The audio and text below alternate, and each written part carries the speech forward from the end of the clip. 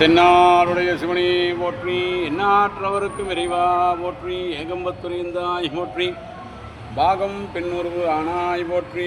ஓம் நின்றும் இருந்தும் கிடந்தும் நடந்தும் நினைப்பது உன்னை என்றும் வணங்குவது உன்மலர்தான் எழுதாத மறையின் ஒன்றும் அரும்பொருளே அருளே மெய்யே மையத்து அன்றும் பிறந்தவளே அழியா முத்தியானந்தமே. சிவனைய செல்வர்களே, செல்வ செழிப்போடு வாழ வரமுழ்கின்ற அழகான கோவையில் அருளாட்சி செய்கின்ற செட்டி வீதியான் தேவி ஸ்ரீ காமாட்சியம்மன் ஆலயத்தில் நவராத்திரி பெருவிழாவில் 4ஆம் நாள் விழா தரிசனம்.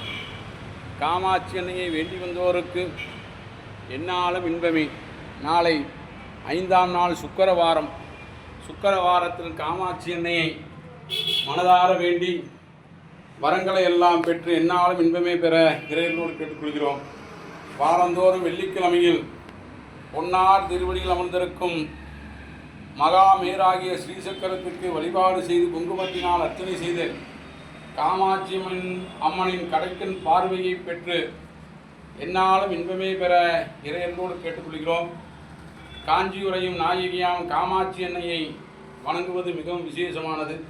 அதுவும் நவராத்திரி பெருவிழாவில் தாயை வணங்கி வரங்களை பெற்று இடர்களெல்லாம் தீர செல்வ செழிப்போடு வாழ காமாட்சி அம்மன் தரிசனம் கோடி புண்ணியம்.